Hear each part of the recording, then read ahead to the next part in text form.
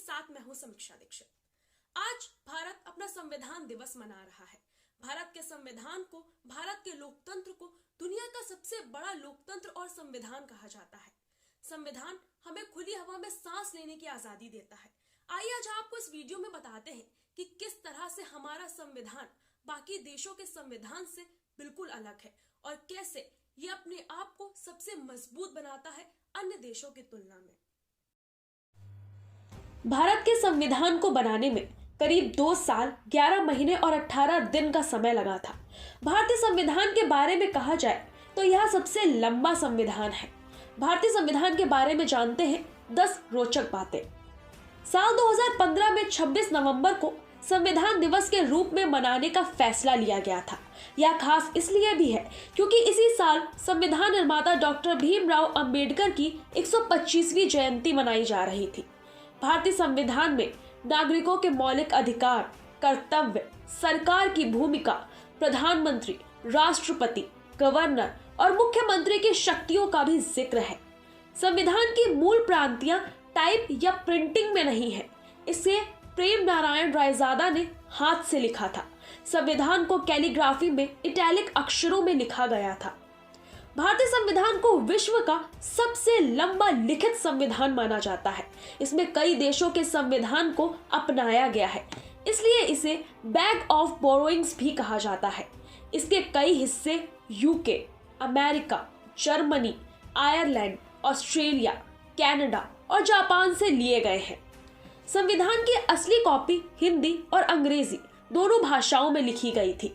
24 जनवरी 1950 को संविधान सभा में 284 सदस्यों ने इस पर हस्ताक्षर किए थे। इनमें से 15 महिलाएं शामिल थी। संविधान की ओरिजिनल कॉपी 16 इंच चौड़ी है। इसे 22 इंच लंबे फ्रेंचमेंट शीट पर लिखा गया है। इसमें कुल 251 पेज है।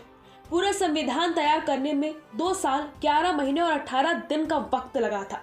26 नवंबर 1949 को यह पूरा हुआ था और 26 जनवरी 1950 को इसे लागू किया गया था। संविधान में कुल 1,45,000 शब्द हैं। अंतिम रूप देने से पहले इसमें 2000 से अधिक संशोधन किए गए थे।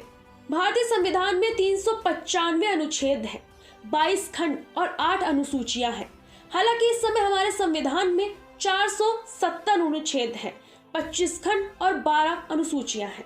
भारतीय संविधान की मूल संरचना भारत सरकार अधिनियम 1935 पर आधारित है। डॉक्टर भीमराव अंबेडकर को भारतीय संविधान का निर्माता कहा जाता है। भारत के पहले कानून मंत्री डॉक्टर अंबेडकर संविधान समिति के अध्यक्ष भी थे। वैसे तो भारत सरकार वाइल्ड लाइफ को बचाने के लिए कई कदम उठाती रहती है, लेकिन आइए आपको बताते हैं कौन है वाइल्ड लाइफ बायोलॉजिस्ट पूर्णिमा देवी बर्मन, जिनको संयुक्त राष्ट्र ने सम्मानित किया है। वैसे तो पर्यावरण क्षेत्र के लिए काम करने वाले लोगों को समय समय पर अलग अलग अवार्ड से नवाजा जाता है। हाल ही में भारत की डॉक्टर पूर्णिमा देवी बर्मन को भी संयुक्त राष्ट्र के सर्वोच्च पर्यावरण अवार्ड से नवाजा गया है। इस वजह से इस समय उनके बारे में हर प्लेटफॉर्म पर चर्चाएं हो रही हैं। आइए जानते हैं वो कौन है।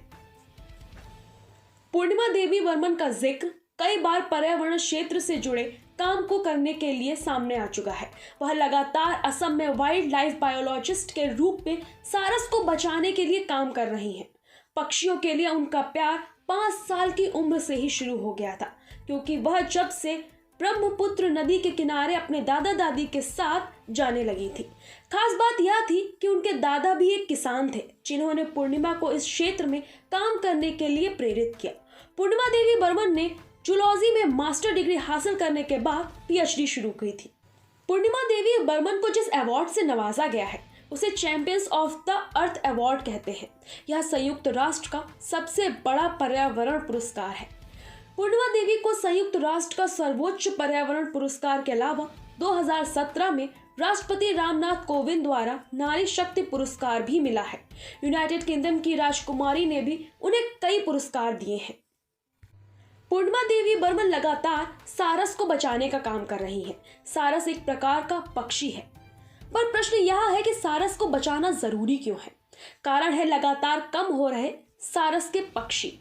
बहुत से पक्षियों की तादाद तेजी से कम हो रही है, जिसमें से एक सारस भी है। आप वाइल्ड लाइफ बायोलॉजिस्ट पूर्णिमा देवी बर्मन के बारे में क्या सोचते हैं, हमें जरूर बताइएगा।